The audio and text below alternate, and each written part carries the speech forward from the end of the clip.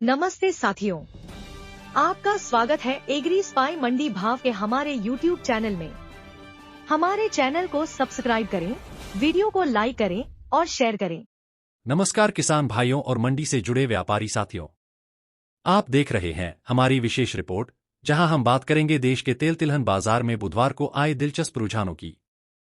जहां एक ओर अंतर्राष्ट्रीय बाजारों में शिकागो और मलेशिया एक्सचेंज में तेलों के भाव गिरे हैं, वहीं दूसरी ओर घरेलू बाजार में ग्राहकी के निकलने और कमजोर आवक के कारण मूंगफली और सोयाबीन तिलहन के दामों में तेजी देखने को मिली। बात करें मूंगफली की तो पहले से ही ये न्यूनतम समर्थन मूल्य यानी एमएसपी से नीचे बिक रही थी, लेकिन अब थोक दामों में और नरमी आने के बाद बाजार में खरीदारी बढ़ी है। गुजरात में मूंगफली तेल की मिल डिलीवरी कीमत 14,150 रुपये प्रति क्विंटल रही, जबकि रिफाइंड तेल 2,230 से 2,530 रुपये प्रति टिन के बीच बिका। अब बात करें सोयाबीन तिलहन की, नेफेड द्वारा बिक्री रोकने के बाद किसान अब अपने हिसाब से ही माल ला रहे हैं, जिससे बाजार में आवक कमजोर रही।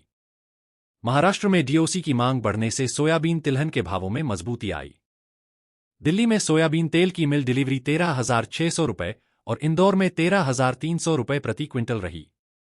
वहीं सरसों तेल के भाव भी मजबूत बने हुए हैं।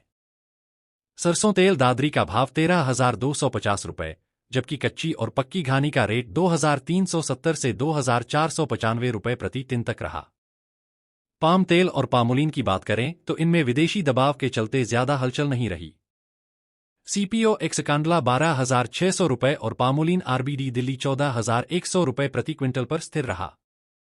विशेषज्ञों का मानना है कि जब तक किसानों को उनकी उपज के उचित दाम नहीं मिलेंगे, तब तक देश में तेल तिलहन उत्पादन में बड़ा सुधार नहीं आ सकता।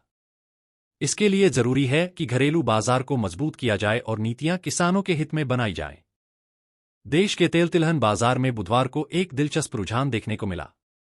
विदेशी बाजारों में भले ही गिरावट का माहौल रहा हो, लेकिन घरेलू मंडियों में कमजोर आवक और थोक दामों में नरमी के चलते ग्राहकी निकलती दिखी।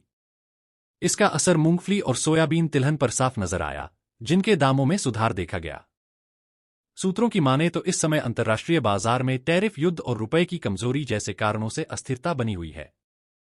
शिकागो और मलेशिया के एक्सचेंज में तेलों के भाव टूटे हैं, लेकिन इसका घरेलू असर सीमित ही रहा है।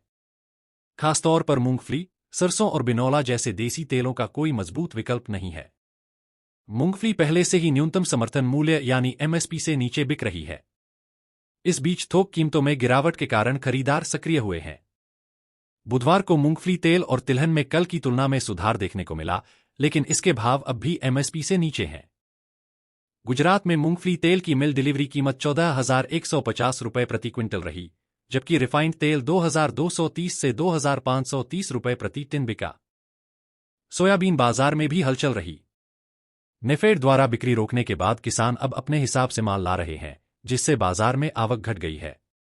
इस बीच महाराष्ट्र से सोयाबीन डीओसी की मांग बढ़ी है, जिससे तिलहन के दामों में मजबूती देखी गई।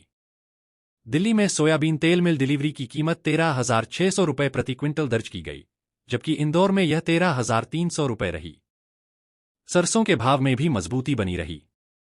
दिल्ली में सरसों तेल दादरी का भाव 13,250 रुपये, जबकि कच्ची और पक्की घानी का भाव 2,370 से 2,495 रुपये प्रति टिन तक रहा।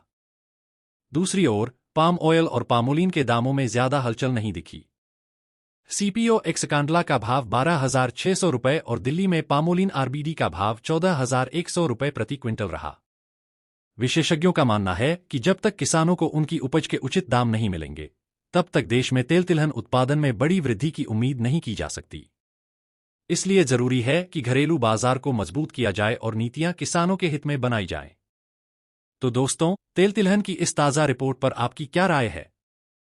क्या एमएसपी से नीचे बिक रही मूंगफली और सोयाबीन की कीमतें आने वाले दिनों में और सुधरेंगी? अपने विचार नीचे कमेंट करें और वीडियो को लाइक, शेयर और चैनल को जरूर सब्सक्राइब करें।